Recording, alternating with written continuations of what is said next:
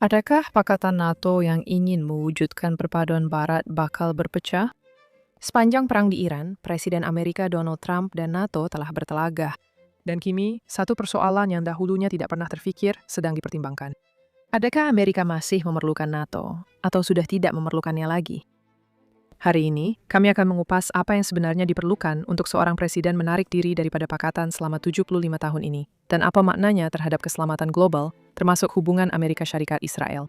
Bersama kita untuk membincangkan perkara ini ialah Josh Hammer, penulis buku Israel and Civilization, host rancangan Josh Hammer Show, editor at large di Newsweek, serta memegang beberapa jawatan dalam bidang undang-undang dan dasar. Selamat datang Josh, terima kasih banyak karena sudi bersama kami di sini. Sama-sama, terima kasih karena menjemput saya, Lana. Satu penghormatan besar. Baiklah, sebelum kita mulakan, bolehkah Anda jelaskan konteksnya? Perang ini jelas telah meningkatkan ketegangan antara pentadbiran Trump dan NATO, tetapi sudah ada beberapa masalah lain sejak kebelakangan ini. Trump mengancam untuk mengenakan tarif ke atas 8 sekutu NATO berhubung Greenland awal tahun ini. Dia memanggil perikatan itu sebagai harimau kertas. Dia mengatakan bahwa negara-negara NATO adalah pengecut. Dan dalam penggal pertamanya, dia juga mengambil langkah untuk keluar. Ini adalah isu lama. Jadi, bolehkah Anda jelaskan gambaran yang lebih luas sebelum kita bercakap tentang apa yang sedang berlaku sekarang dan pada masa hadapan? Ya, jadi begini, saya rasa Donald Trump telah konsisten dalam isu NATO untuk masa yang sangat lama. Jangan kita lupakan konteks geopolitik yang lebih luas, di mana Donald Trump mulai muncul di barisan hadapan dalam arena politik nasional Amerika. Dia teringat presiden itu turun eskalator berlapis emas buat pertama kali di Trump Tower di New York City pada Juni 2015, akhirnya memenangi pemilihan utama Partai Republikan, dan kemudian pilihan raya umum menewaskan Hillary Clinton pada tahun berikutnya. 2016 adalah tahun yang sama dengan referendum Brexit di United Kingdom. Dan hakikat bahwa kedua-dua perkara ini berlaku hanya kira-kira 4,5-5 bulan selang, lebih kurang dari Jun hingga November 2016, bagi saya bukan satu kebetulan. Ini adalah satu era. Ini adalah satu perasaan nasionalisme yang berbeza dengan multilateralisme liberal atau multinasionalisme liberal. Dan ia adalah sesuatu yang bersifat simbolik sebagai pengakhiran, atau sekurang-kurangnya permulaan kepada pengakhiran, atau sekurang-kurangnya satu percobaan untuk menamatkannya. Kalau tidak pun, era pasca Perang Dingin yang penuh optimisme ini, kalau boleh dikatakan begitu, era globalisme, sebahagiannya paling baik dirangkumkan oleh seorang penasihat ekonomi kepada Presiden George H.W. Bush di Amerika pada awal 1990-an, yang terkenal dengan kata-katanya, chip komputer, kerepek kentang, apa bezanya? Anda tahu, ia adalah konsep absolutisme perdagangan bebas. Dengan semua organisasi multinasional seperti NATO dan NAFTA, sejujurnya, di Amerika Utara ini, apabila melibatkan perjanjian perdagangan bebas kita sendiri dengan Kanada dan Meksiko dan sebagainya. WTO, Pertubuhan Perdagangan Dunia. WHO, Pertubuhan Kesehatan Sedunia. Inilah paradigma yang dicabar oleh referendum Brexit di UK. Dan Donald Trump benar-benar berkempen, dan beliau telah dipilih berdasarkan janji MAGA yang sangat nasionalis, yaitu Make America Great Again. Berbeza dengan kecenderungan status quo sebenar yang merupakan elitisme globalis multinasional dui-partisan. Jadi rangka NATO ini telah menjadi bahagian teras saya rasa kepada daya tarikan politik Donald Trump. Tarikan politik Donald Trump sebenarnya sejak hari-hari pertama beliau bertanding secara serius untuk menjadi Presiden Amerika Syarikat. Dan beliau telah banyak mengambil tindakan sepanjang penggal pertamanya dari 2017 hingga 2021 untuk memastikan bahwa rakan-rakan NATO Amerika benar-benar menunaikan tanggung jawab mereka. Dan jika Anda lihat pada statistik ini, ratusan negara-negara NATO yang mencapai tahap minimum mereka, keperluan minimum perjanjian, yaitu membelanjakan 2% daripada KDNK untuk perbelanjaan ketenteraan. Untuk lebih jelas, perjanjian itu sebenarnya menggesa mereka supaya idealnya membelanjakan 5%.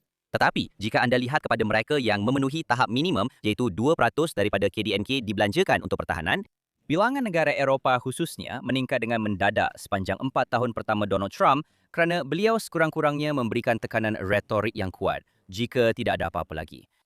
Jadi itu sememangnya adalah konteksnya saya rasa untuk Donald Trump mengambil pendirian yang lebih tegas terhadap NATO tahun lepas sehingga Januari dan Februari tahun ini, terutamanya berkaitan isu Greenland.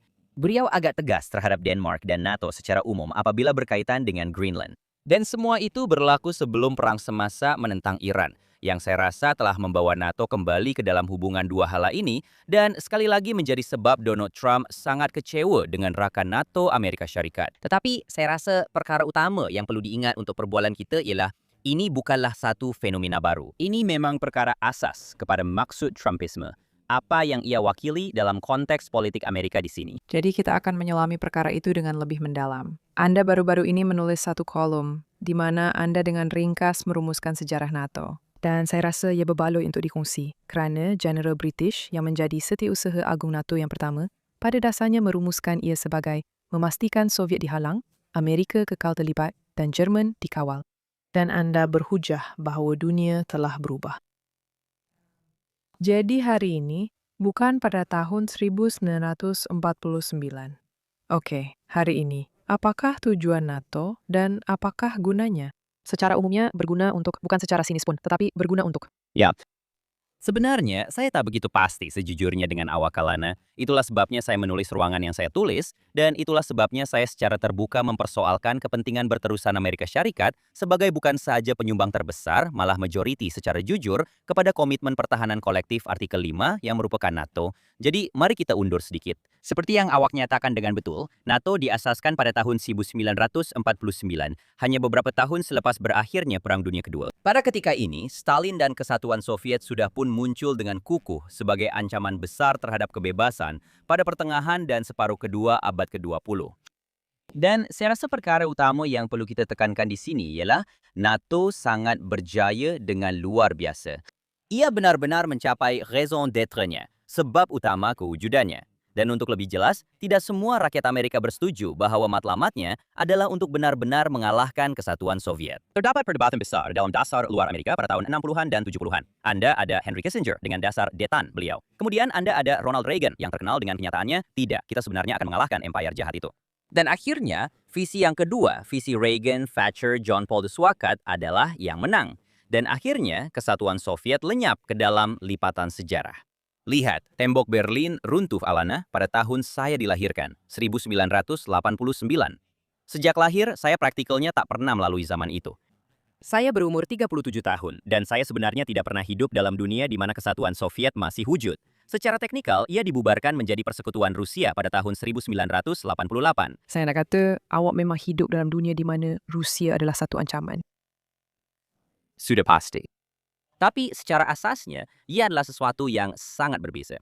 Dan Rusia hari ini, seperti yang kita lihat dengan jelas di Ukraine sejak beberapa tahun kebelakangan ini, adalah harimau kertas sepenuhnya. Mereka gagal dengan teruk untuk membuat sebarang kemajuan bermakna di Ukraine. Perang itu hanyalah sejenis Perang Dunia Pertama yang mengerikan. Semuanya seperti gaya peperangan parit di barisan hadapan Barat, hanya kebuntuan yang kejam tanpa penghujung yang kelihatan.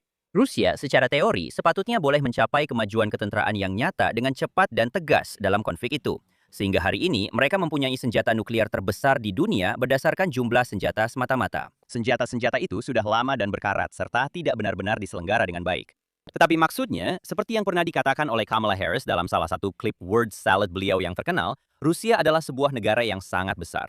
Dan Rusia sebenarnya mempunyai banyak senjata yang boleh digunakan, manakala Ukraine adalah sebuah negara yang lebih kecil. Dan pada ketika ini, sepatutnya sudah jelas dan nyata bahwa Rusia adalah Rusia, dan itu bukanlah sesuatu yang baik. Saya bukan di sini untuk membuat sebarang pembelaan terhadap Rusia. Vladimir Putin ialah seseorang yang sebenarnya tidak pernah benar-benar matang sejak zaman KGB beliau. Dan sudah pasti ada unsur dalam kalangan golongan kanan Amerika. Dan saya ingin menyatakannya dengan sangat jelas. Memang ada sebahagian rakan konservatif Amerika saya yang benar-benar pro-Rusia, yang sebenarnya mengambil pendirian yang jauh lebih mesra dan menyokong Moskow secara melampau. Keseluruhan kelompok Tucker Carlson, orang-orang seperti itu di sana. Mereka nampaknya sangat dipengaruhi oleh Alexander Dugin, yang sering dirujuk sebagai Svengali Vladimir Putin, semacam juru cakap intelektualnya. Itu bukan saya tidak di sini untuk membuat sebarang dakwaan seperti itu. Rusia adalah pihak yang jahat. Putin adalah seorang yang sangat jahat. Sebaliknya, apa yang saya katakan ialah Rusia bukan ancaman besar kita sekarang. Ancaman besar Amerika pada pendapat saya dengan jelas dan tanpa ragu adalah China. Saya suka merujuk kepada China sebagai ancaman geopolitik pertama, kedua, ketiga, keempat, dan kelima terbesar Amerika. Mereka adalah ancaman dalam setiap segi yang sesebuah negara boleh menjadi ancaman. Jika Anda benar-benar melihat semua latihan permainan perang yang dijalankan oleh Jabatan Perang Amerika sendiri, ketua-ketua tentera tertinggi kita, para intelektual, West Point, dan yang lain-lain, jika Anda melihat permainan perang yang telah mereka rancang sepanjang 1 atau 2 dekad yang lalu, We only if jika China mengambil tindakan terhadap Taiwan, Amerika hanya menang dalam perang itu jika kita memilih untuk berperang. Kira-kira separuh daripada masa sahaja, mungkin kurang daripada itu. Jadi mereka adalah ancaman ketenteraan yang besar. Mereka adalah ancaman intelektual melalui inisiatif jalur dan laluan mereka. Ancaman geopolitik, ancaman ekonomi, ancaman keselamatan. Mereka menerbangkan belon pengintip merentasi benua kita. Mereka mengintip kita dalam hampir setiap cara yang boleh dibayangkan. Dari Institut Confucius ke TikTok dan macam-macam lagi. Jadi Cina adalah satu ancaman. Rusia akhirnya hanyalah sebahagian daripada usaha Parti Komunis Cina untuk menjadikan abad ke-21 sebagai abad Cina dan bukan abad Amerika. Jadi itu membawa kita kembali kepada NATO. Adakah organisasi ini hanyalah tinggalan visi abad ke-20 di mana Rusia dan Soviet sebenarnya adalah ancaman? Adakah itu masih berbaloi? Dengan kata lain, adakah usaha itu setimpal dengan hasilnya di situ? Dan sejujurnya, saya tidak pasti jawapannya benar-benar ya, kerana saya memang tidak tahu apa yang NATO Dakwah perjuangkan pada tahun 2026. Adakah ia sekadar seperti kelab eksklusif, satu pertemuan santai liberalisme antarabangsa yang membuatkan semua orang rasa baik? Apa sebenarnya yang Amerika dapat daripada NATO? Saya rasa Donald Trump sangat-sangat betul untuk bertanyakan soalan-soalan ini di sana. Dan sejujurnya, saya tidak begitu pasti bahawa mana-mana rakan Eropa kita benar-benar telah menjawab soalan itu dengan secukupnya pada masa ini. Letak ke tepi perbalahan tentang perang semasa. Apa kaitannya penyertaan NATO dalam perang Afghanistan? Maksud saya, NATO jelas pernah menghantar anggota sebelum ini. Dalam Perang Korea contohnya, yang berlaku hanya beberapa tahun selepas NATO ditubuhkan, pada dasarnya adalah konflik NATO. NATO juga memang banyak membantu dalam Perang Teluk Parsi pada awal 1990-an, semasa pentadbiran George H.W. Bush, campur tangan Barack Obama yang silap di Libya untuk menggulingkan Muammar Gaddafi. Itu juga pada dasarnya adalah campur tangan NATO. Jadi NATO memang pernah terlibat sebelum ini, walaupun dalam kapasiti yang lebih kecil. Amerika Syarikat masih lagi yang menyediakan sebahagian besar sumber keuangan, ketenteraan, tenaga kerja, ini, itu di sana. Memang benar bahawa negara-negara NATO kadang-kadang turut serta. Tetapi situasi Iran sebenarnya telah menjadi satu bentuk amaran kerana Amerika sebenarnya adalah pengeksport tenaga. Kita sebenarnya adalah salah satu, jika bukan pengekspor minyak dan gas asli terbesar di dunia pada masa ini. Itu sama sekali tidak benar bagi negara-negara Eropa. Itulah sebabnya Jerman selama bertahun-tahun mendesak untuk saluran pipe Nord Stream 2 dari Rusia. Sebenarnya, ini adalah salah satu alat tekanan utama Rusia apabila berkaitan dengan benua Eropa, yaitu hakikat bahawa negara-negara Eropa sangat bergantung kepada Rusia untuk produk petroleum. Dan Eropa sebenarnya jauh lebih bergantung kepada minyak mentah yang mengalir melalui Selat Hormuz berbanding Amerika. Sebenarnya bukan itu saja. Eropa sebenarnya turut berada dalam jangkauan apabila berkaitan dengan program peluru berpandu konvensional Iran. Kita baru sahaja melihat kira-kira sebulan setengah 2 bulan lalu bahawa Iran cuba menembak ke arah Diego Garcia, pangkalan tentera bersama Amerika Britain yang terletak kira-kira 2,500 batu jauhnya. Jika mereka boleh menyerang sejauh 2,500 batu dengan peluru berpandu, itu bermakna sebahagian besar benua Eropah turut berada dalam jangkauan. Jadi orang Eropah memang patut ambil berat tentang ancaman dari Iran. Mereka nampaknya tidak begitu bimbang atas sebab-sebab tertentu, sebab-sebab yang boleh kita bincangkan jika Anda mahu. Dan Anda dialu-alukan untuk uraikan lebih lanjut. Antara Spanyol yang mengancam sekatan senjata dan menutup ruang udaranya. Saya rasa Prancis juga melakukan sesuatu yang serupa. Switzerland berkata ia akan melakukan sesuatu yang serupa dari segi menutup ruang udaranya. Prancis dan sebagainya. Ya, jadi begini, saya ada pelbagai sebab untuk membuat spekulasi mengapa Eropah begitu tidak kelihatan sepanjang operasi Amerika Israel terhadap rejim Iran ini. Ada beberapa perkara yang terlintas di fikiran saya. Salah satunya ialah Eropah sebenarnya telah ditakluki secara jujur dalam banyak cara, termasuk secara literal akibat migrasi tanpa kawalan. Dan juga telah ditakluki secara intelektual oleh pemikiran anti-barat dan dalam banyak hal kehadiran fisikal Islamis serta mentaliti Islamis. Maksud saya, baru-baru ini ada satu gambar beberapa bulan lepas. Raja Charles telah berada di sini di Amerika Syarikat dengan lawatan diraja yang sangat dihebohkan ini. Baru-baru ini terdapat satu image yang sangat menjengkelkan tentang Raja Charles. Beberapa bulan lepas pergi ke sama ada Oxford atau Cambridge, saya tak ingat yang mana satu, dan merestui sebuah pusat pengajian Islam yang baru di sana. Maksud saya, lelaki ini adalah ketua sebenar gereja England. Maksud saya, bolehkah Anda bayangkan suatu masa beberapa ratus tahun dahulu, di mana ketua-ketua gereja rasmi negara-negara Eropa berada, memberkati peningkatan Islam di Eropa, berbanding menentangnya, mungkin atas dasar ancaman terhadap kelangsungan hidup, bermula sejak Perang Salib, sehingga pengepungan Vienna pada pertengahan milenium lalu, dan sebagainya di sana. Jadi memang ada semacam penaklukan fisikal dan intelektual di sana atas alasan tersebut. Terdapat juga mentaliti yang benar-benar lemah, tidak bermaya dan sudah kalah. Orang Eropa pada dasarnya hanyalah sekumpulan pengecut. Orang Eropa ialah mereka yang sangat terkesan akibat peperangan dahsyat yang telah mencorakkan benua itu selama beratus-ratus malah beribu-ribu tahun di sana. Sehingga mereka nampak benar-benar tidak sanggup atau tidak mampu untuk membangunkan angkatan tentara dan menyertai sekutu mereka, Amerika Syarikat, apabila berdepan ancaman bersama. Yang dalam case ini, jelas sekali ialah Iran. Jadi ada banyak faktor yang berlaku di sini, tetapi mereka tidak mampu untuk melakukannya. Jelas sekali, mereka memang tidak mampu. Dan itu banyak memberi gambaran kepada saya, karena sekali lagi, saya berkongsi visi Donald Trump, visi yang beliau bawa pada tahun 2016, yaitu lebih kepada visi nasionalis. Untuk geopolitik pada abad ke-21, di mana saya fikir hubungan geopolitik akan lebih jelas ditakrifkan oleh hubungan 2 negara, 3 negara, berbanding dengan kerjasama pelbagai hala yang melibatkan 20, 30, 40 negara atau usaha-usaha lapuk seperti NATO, Kesatuan Eropah, dan sebagainya di sana. Sejujurnya, saya rasa perjanjian Abraham sebenarnya adalah satu contoh untuk apa yang saya maksudkan tadi. Itulah gambaran sebenar hubungan geopolitik abad ke-21 pada pandangan saya. Tetapi NATO adalah sesuatu yang sudah lapuk dan tinggalan sejarah. Dan sehingga NATO dapat menjelaskan dengan tepat apa yang sedang dilakukannya, apa yang diperjuangkannya, dan mengapa pembayar cukai Amerika Syarikat perlu menanggungnya. Di situ, saya rasa Donald Trump betul untuk mengakuinya, mengutuknya secara retorik, dan secara idealnya mungkin juga untuk menamatkan kewujudannya. Jadi, ceritakan lebih lanjut kepada saya tentang perjanjian Abraham dan mengenai hubungan 2 hala serta 3 hala yang Anda ingin lihat Amerika Syarikat bentuk. Anda telah menulis bahwa hubungan Amerika Syarikat Israel sebenarnya adalah seperti satu contoh teladan. Akan menjadi lebih baik jika Anda boleh huraikan sedikit lagi tentang perkara itu. Dan juga, dengan negara-negara mana Anda ingin melihat hubungan-hubungan tersebut terbentuk. Sebenarnya, saya berada di Capitol Hill bertemu dengan Senator Amerika Syarikat pada bulan September yang lalu. Senat telah meminta untuk mengadakan pertemuan itu, dan kami pun sampai di sana. Saya tidak akan menyebut namanya, ia adalah pertemuan di luar rekod. Dan pada dasarnya, dia bertanya kepada saya, dia berkata, "Josh, saya telah membaca buku awak. Saya setuju dengan hujah awak. Bagaimana saya boleh meyakinkan rakan-rakan saya yang mungkin lebih skeptikal, yang mendengar semua cakap-cakap Tucker dan Candace serta segala sampah ini? Bukanlah orang-orang itu populer di Senat, tapi awak faham maksud saya." Dia berkata kepada saya, bagaimana saya boleh tampil dan berhujah bahwa Israel adalah sekutu Amerika Syarikat?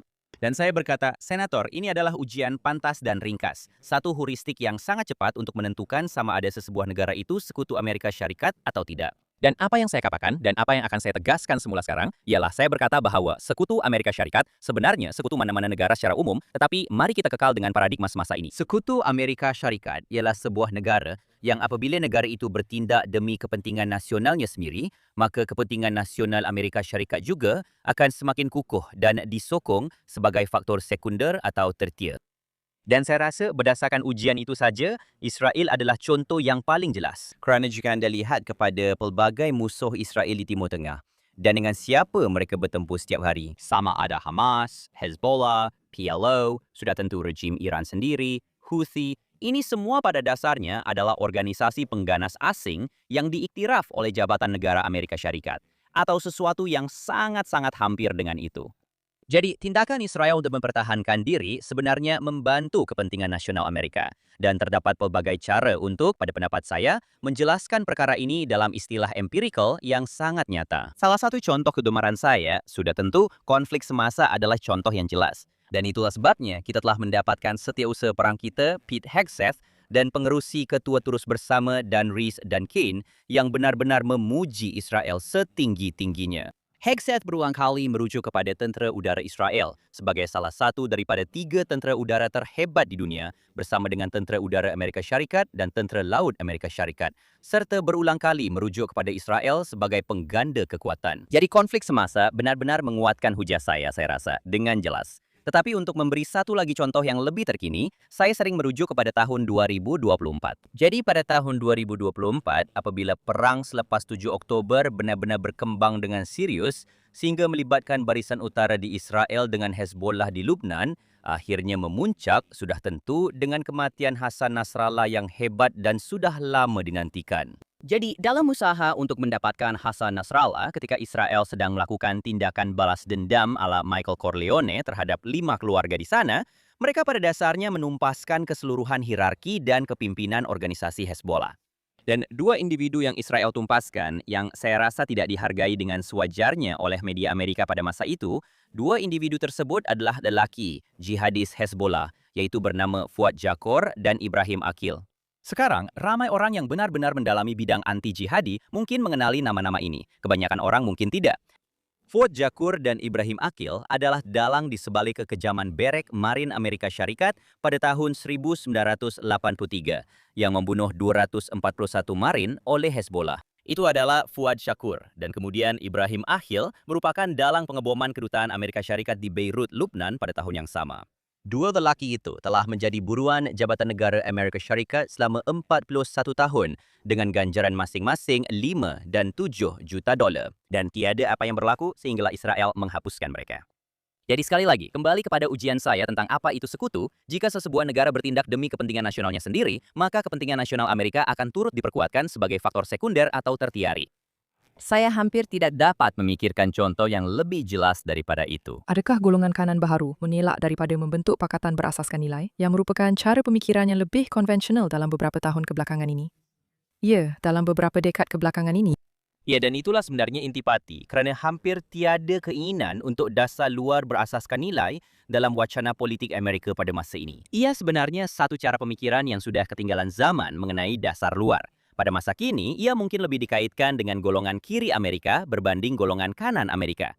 Sebagai contoh, campur tangan Barack Obama yang gagal di Libya untuk menggulingkan Muammar Gaddafi pada tahun 2011 dilakukan berdasarkan doktrin antarabangsa Samantha Power, yaitu tanggung jawab untuk melindungi, yang merupakan satu teori kemanusiaan liberal yang akhirnya menyebabkan Libya menjadi sebuah perang saudara jihadi besar-besaran sehingga ke hari ini, 15 tahun kemudian. Jadi ini bukan cara saya berpikir tentang dasar luar negara. Saya lebih cenderung menjadi seorang realis yang pragmatik. Dasar luar negara saya sendiri sebenarnya mengambil, boleh saya katakan, inspirasinya daripada John Quincy Adams, anak kepada John Adams, yang sebelum beliau menjadi presiden ke-6 negara ini, telah memberikan satu ucapan yang sangat terkenal ketika beliau menjadi setiausaha negara kepada James Monroe pada tahun 1821. Dan beliau terkenal dengan kata-katanya, saya parafrasa dengan sangat dekat. Beliau terkenal dengan kata-katanya bahwa Amerika tidak pergi keluar negara untuk mencari raksasa untuk dimusnahkan. Kita hanya mengharapkan yang terbaik untuk kebebasan dunia, tetapi kita hanya penjamin kepada kebebasan kita sendiri. Itu adalah cara berpikir yang sangat berbeza tentang peranan Amerika di dunia dan tanggung jawab Amerika dari perspektif moral. Sangat berbeza dengan, mari kita panggil ia agenda kebebasan George W. Bush, di mana dalam ucapan pelantikan kedua Bush pada Januari 2005, beliau terkenal dengan kata-katanya bahwa Amerika wujud untuk menyebarkan kebebasan dengan kekerasan jika perlu ke seluruh dunia. Bagi saya, itu sangat angkuh. Itu adalah bertentangan sepenuhnya dengan sifat rendah diri yang benar-benar menjadi intipati konservatisme berkean. Dan saya rasa itu bukan sejujurnya peranan Amerika, itu terlalu asas, jelas, dan mudah. Tetapi Amerika adalah kuasa besar. Kita memang ada kepentingan di dunia. Kita perlu berhemat menggunakan sumber. Sumber yang terhad ialah satu reality. Dan untuk kembali kepada apa yang saya katakan tadi, China adalah ancaman terbesar kita setakat ini. Jadi itu menimbulkan soalan susulan, yaitu, jika Amerika adalah dan sepatutnya sangat memberi tumpuan kepada China, dan saya akan berhujah bahwa rantau Indo-Pasifik secara umum juga patut menjadi tumpuan, dalam abad ke-21 ini, maka timbul persoalan bagaimana Amerika, kerana kita adalah kuasa besar sekali lagi, kita mempunyai kepentingan di seluruh dunia. Bagaimana kita boleh melindungi, menjamin, mempertahankan dan memajukan kepentingan kita dengan sebaiknya di semua rantau lain. Jawapannya untuk kembali kepada soalan anda, Alana, adalah melalui pakatan dua hala dan pelbagai hala yang lebih kecil, seperti Perjanjian Ibrahim. Perjanjian Ibrahim pada asasnya adalah satu pakatan penstabilan Timur Tengah, di mana Amerika menggunakan pengaruhnya sebagai kuasa besar Untuk menyatukan beberapa negara, Israel dan beberapa negara Arab yang lebih sederhana serta bukan Islamis, dengan cara yang selari dengan kepentingan nasional Amerika. Karena pakatan ini wujud untuk coba mengekang rejim Iran. Dan sebenarnya, saya menjangkakan bahwa perjanjian itu hanya akan berkembang selepas perang semasa ini. Sekarang pihak Saudi, malah pihak Qatar, saya maksudkan semua individu ini, semua negara ini, kini telah melihat dengan jelas siapa sebenarnya Iran dan siapa yang mereka wakili di sana. Tetapi itulah ideanya di sini, yaitu pada dasarnya menyerahkan tugas secara bergilir-gilir kepada sekutu teras yang benar-benar memenuhi definisi. Sekutu saya heuristik, sekutu saya tes, yang kemudiannya boleh mengawal kawasan-kawasan ini dengan cara yang memberi manfaat kepada kepentingan Amerika. Supaya Amerika boleh memberi tumpuan sepenuhnya kepada ancaman terhadap kewujudannya sendiri, yaitu Parti Komunis Cina. Menarik diri daripada NATO bukanlah perkara yang mudah. Sebenarnya, saya rasa itulah satu-satunya perjanjian yang tertakluk kepada statut Amerika. Ia memerlukan akta Kongres atau kelulusan 2/3 daripada Senat untuk Amerika Syarikat menarik diri. Rumah Putih mempunyai pandangan yang berbeza tentang undang-undang. Rumah Putih mempunyai sesuatu yang membolehkannya. Ia jauh lebih longgar. Saya tidak tahu bagaimana mahkamah akan menangani perkara ini sekiranya ia berlaku. Adakah secara praktikalnya AS boleh menarik diri daripada NATO di bawah undang-undang AS memandangkan lanskap politik semasa? Saya bukan seorang sarjana undang-undang antarabangsa. Saya tidak tahu sepenuhnya sejarah Amerika menarik diri daripada perjanjian yang telah dipersetujui sejujurnya dengan Anda. Pendekatan konvensional sudah pasti ialah ia akan mengambil cara konvensional bagaimana undang-undang perlembagaan Amerika berfungsi, yaitu Anda pada dasarnya hanya boleh membatalkan sesuatu dengan cara ia dilakukan pada mulanya. Satu contoh yang sangat jelas ialah larangan arak. Jadi larangan arak dimasukkan ke dalam perlembagaan Amerika melalui pindaan ke-18. Seperti yang diketahui ramai, ia memerlukan pindaan ke-21 untuk memansuhkan pindaan ke-18. Jadi idea umumnya ialah sesuatu diluluskan melalui statute. Anda perlukan statute untuk memansuhkannya. Jika ia hanya diluluskan dengan perintah eksekutif, maka perintah eksekutif juga diperlukan untuk memansuhkannya. Jadi dengan logik yang sama, secara teorinya, masuk akal bahawa untuk menarik diri daripada obligasi perjanjian yang diratifikasi oleh 2/3 Senat dan sebagainya, Anda sebenarnya tidak memerlukan 2/3 Senat yang sama untuk menarik diri daripada perjanjian itu. Setelah berkata demikian, saya tidak begitu biasa dengan apa yang dipanggil butiran terperinci boleh dikatakan dalam perjanjian NATO. Saya tidak begitu pasti bagaimana rupa perkara ini jika Presiden cuba melakukannya secara unilateral. Sekurang-kurangnya, apa yang saya fikir ialah jika NATO tidak cukup menjawab soalan-soalan yang sangat mendesak, dan saya akan katakan soalan pencegahan yang telah ditanya oleh Presiden Amerika Syarikat dan Marco Rubio, setiausaha negara serta yang lain-lain. Yang mana, untuk memudahkan, apakah tujuan Anda? Secara literal, kenapa Anda berada di sini? Jelaskan kepada kami. Kami adalah penyokong utama Amerika. Kami yang membiayai keseluruhan usaha ini di sana. Kami memastikan bahawa Jerman, Prancis, UK, Itali, dan semua negara lain di sana bahawa kamu semua tidak akan menghadapi ancaman terhadap kelangsungan hidup daripada Rusia atau Iran atau China atau sesiapa sahaja di sana. Apa sebenarnya yang kami dapat daripada semua ini? Jika kamu sendiri pun tidak akan membantu kami dalam operasi ketenteraan yang, seperti yang saya jelaskan tadi, mempunyai implikasi yang jauh lebih besar dari segi tenaga dan keselamatan untuk orang Eropah dan Amerika di sana. Apa sebenarnya yang kami perolehi daripada semua ini? Jadi soalan itu perlu sentiasa ditekan, dan ditekan berulang kali. Berita baiknya ialah Mark Rutte yang merupakan setiausaha agung NATO, lelaki Belanda itu, kini menunjukkan nada yang agak pro-Trump. Sekarang saya sendiri tidak begitu percaya dengan perkara ini. Saya rasa ia tidak begitu tulen. Saya rasa Mark Rutte ialah seorang lelaki yang hanya cuba untuk menyelamatkan NATO dengan menyenangkan orang paling berkuasa di Rumah Putih. Jadi, saya kurang yakin sepenuhnya bahawa perkara ini sebenarnya boleh diselamatkan. Apa yang saya tahu ialah Trump dan Rubio dan sebagainya sedang mengemukakan semua soalan yang betul. Tapi dengar sini, jika keadaan benar-benar mendesak dan tiada sebarang peningkatan yang ketara atau malah semakin merosot, tiada usaha pun untuk menjawab soalan-soalan itu pada mulanya atau untuk meningkatkan perbelanjaan mereka dalam pertahanan sebagai peratusan KDNK. Jika masalah ini hanya ditangguhkan sepenuhnya dan kita masih bertanyakan soalan ini, masih berbincang tentang perkara ini setahun atau 2 tahun dari sekarang, maka iya, saya rasa cuba untuk menarik diri daripada NATO adalah satu idea yang bijak. Saya tidak boleh janji bagaimana perkara itu akan berlaku atau sama ada ia akan dipertahankan di mahkamah. Sekali lagi, 2/3 daripada Senat AS bagi saya adalah jauh lebih baik. Begitulah saya katakan. Mungkin ada atau mungkin tiada jalan penyelesaian eksekutif. Saya tidak begitu yakin bahawa ada, tetapi mungkin ada. Tetapi selain daripada itu, saya tidak pasti sama ada badan kehakiman, mahkamah di sini, akan menyokongnya. Tetapi jika perkara ini boleh ditangguhkan buat sementara waktu, saya rasa ia patut dicuba jika tiada pilihan lain. Dan mungkin juga ada cara untuk melakukannya tanpa perlu menarik diri secara rasmi daripada NATO. Betul, lebih kepada penarikan tentera atau menghentikan pembiayaan. Betul. Ya, jadi jika itu berlaku kan, yang mana ia mengelakkan halangan politik, yang mana ia mengelakkan halangan undang-undang, mungkin. Apakah jenis mesej yang anda rasa itu akan dihantar kepada musuh utama kita? Macam awak cakap seolah-olah China akan melihat kita sebagai rakyat Amerika yang menumpukan semula tenaga mereka dengan cara yang menjadikan mereka pesaing yang lebih berbahaya. Tapi saya tertanya-tanya, bagaimana ia akan kelihatan? Adakah kita sebenarnya meninggalkan satu set prinsip yang telah lama kita pegang, meninggalkan beberapa negara yang telah lama kita jalin pakatan, dan selalunya pakatan itu sangat bermanfaat? Bukankah ada keburukan jika kita berundur? Seseorang boleh berhujah begitu. Sekali lagi, saya akan katakan ini adalah satu bentuk mentaliti lama dari tahun 1990-an 2000-an. Mentaliti yang menganggap Amerika benar-benar unggul di pentas dunia. Itu sudah berakhir. Kita tidak lagi hidup dalam era unipolar, di mana Amerika menguasai sepenuhnya pentas dunia. Kita kini kembali ke era multipolar, era yang sama yang saya rasa telah mencirikan sebagian besar abad ke-20, bermula dengan kebangkitan fasisme, dan kemudian kebangkitan komunisme. Sekarang, sekali lagi, kita melihat kebangkitan China dan pengaruh mereka yang meluas hasil daripada cita-cita ketenteraan hegemonik mereka, inisiatif Belt and Road mereka, dan sebagainya. Jadi, kita kembali ke era multipolar. Dan implikasi yang jelas daripada perkara itu, terutamanya untuk negara seperti Amerika yang berhutang puluhan triliun dolar, ialah kita tidak boleh lagi menjadi penjamin pertahanan untuk seluruh dunia.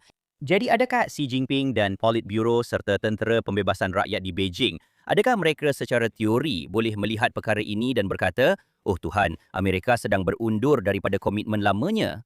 Baiklah, sejujurnya saya tidak peduli. Saya langsung tidak kisah. Saya tidak benar-benar peduli bagaimana mereka akan memikirkan langkah sebegitu, asalkan langkah itu dilakukan atas sebab yang betul dan menuju ke arah matlamat yang betul, serta dijelaskan lebih kurang seperti yang saya terangkan di sini. Itu sahaja yang penting. Tapi sejujurnya, Alana, perkara paling penting bila berkaitan dengan China dan cuba meletakkan China dalam keadaan bertahan, cuba meyakinkan China bahawa Amerika ada di sini dan Amerika memang berniat untuk membelasah lawan, serta kami berniat untuk terus berbuat demikian untuk masa akan datang. Cara terbaik untuk meletakkan China dalam keadaan itu adalah dengan Amerika benar-benar menunjukkan kekuatan. Dan untuk memberi contoh yang sangat mudah, saya lupa jumlah hari yang tepat, tetapi mungkin dalam minggu pertama, seminggu setengah, malah mungkin 2 minggu pertama perang semasa menentang Iran. Tiada laporan penerbangan tentera pembebasan rakyat China yang menghampiri Taiwan, mungkin hanya di luar pantai China, tetapi langsung tiada di bahagian selat Taiwan yang menghadap Taiwan. Keadaan benar-benar sunyi. Dan itu adalah kali pertama tentera China berhenti terlibat dalam mengelilingi Taiwan sejak bertahun-tahun dalam tempoh yang sangat-sangat lama. Dan saya rasa ramai pemerhati China melihat perkara itu, mengambil perhatian dan berkata ini masuk akal kerana China kini melihat bahawa presiden dan negara ini benar-benar serius di sana. Jadi akhirnya Donald Trump memang serius. Kita telah melihat perkara ini bukan sahaja dengan Iran. Kita telah melihat perkara ini dengan Nicolas Maduro di Venezuela. Kita juga telah melihatnya dalam situasi dan saluran lain. Semua serangan terhadap pengganas dadah dan sebagainya dan sebagainya dan sebagainya. Presiden ini jelas bersungguh-sungguh dengan apa yang dia katakan di sana. Jadi sekali lagi, jika dia benar-benar cuba untuk benar-benar keluar daripada NATO, maka saya rasa sekutu kita akan faham mesej itu. Adakah China akan faham mesej itu?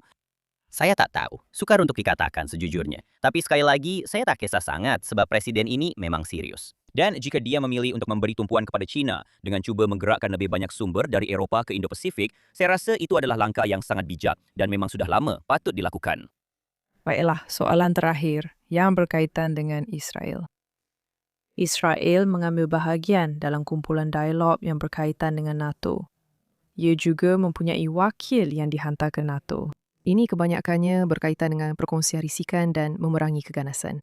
Israel adalah salah satu daripada 7 negara yang melakukan perkara ini. Jelas sekali, hubungan dengan pelbagai negara Eropah pada ketika ini adalah rumit, seperti yang biasa kita katakan ketika Facebook masih menjadi sesuatu yang popular. Di satu pihak, ada yang telah mengancam untuk melakukan sekatan dan boikot. Dan sekali lagi, mereka yang tidak membantu dalam peperangan ini. Dan di pihak yang lain, masih terdapat rakan dagang dan pembekas senjata yang besar di Eropah. Adakah anda fikir bahawa Amerika Syarikat mengurangkan pengaruhnya dalam NATO dengan cara tertentu juga akan memberi kesan kepada hubungan Israel dengan badan itu?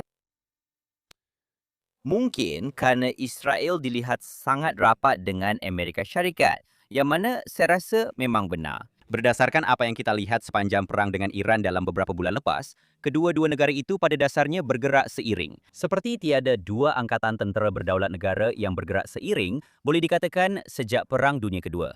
Maksud saya, sekurang-kurangnya dalam beberapa dekad, mungkin sejak waktu itu. Jadi maksud saya, memandangkan betapa rapatnya hubungan antara Amerika Syarikat dan Israel, saya boleh nampak kemungkinan kesan sampingan yang menular apabila berkaitan dengan hubungan Israel dengan negara-negara Eropah.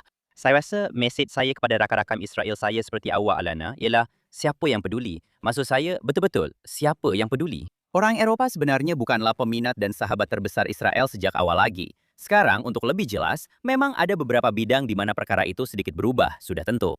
Kanselir Jerman sekarang banyak mengeluarkan kenyataan yang betul apabila pencerobohan Islamis di Jerman terus menular di sana. Dan kita dapat lihat pelbagai bentuk antisemitisme yang mengerikan di Jerman.